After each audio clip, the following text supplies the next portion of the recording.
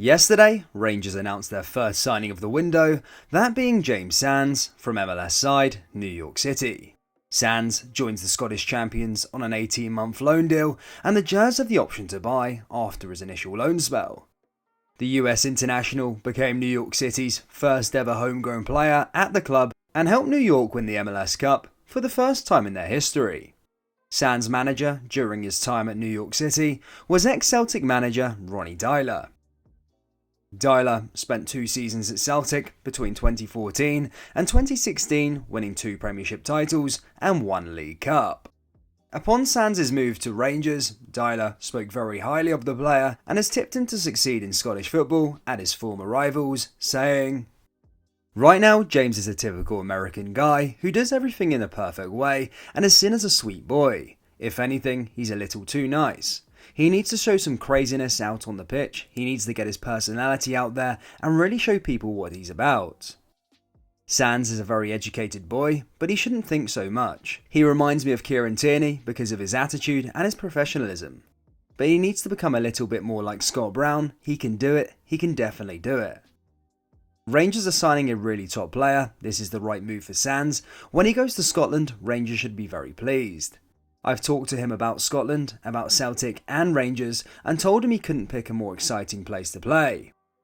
At the same time, he'll have to deal with the pressure, which is 24/7. But he is ready for that. I am not worried at all for him. Playing for Rangers should bring out his personality more. He's a very calm and quiet boy outside on the pitch, but I think he can become more of a leader on the pitch and be more vocal with his teammates. That's what I was pushing for to get from him last year. James is a coach's dream. Just like KT, he is always the first to come into the training facility and always the last to go home. He gives everything 100% every single day. At the same time, he has an incredible appetite to learn and become better. He adapts so quickly to different challenges. James has gained good experience already by playing in the MLS, which is a better league than a lot of people think. He made his debut for the US national team, and now with our club in New York, he knows what it feels like to win. But it's his attitude that makes him the best player for a coach. Kieran had that at Celtic and it took him to Arsenal, where he is getting better and better. It's the same with James and it can take him to the top. Rangers will be getting someone who gives absolutely everything to the team.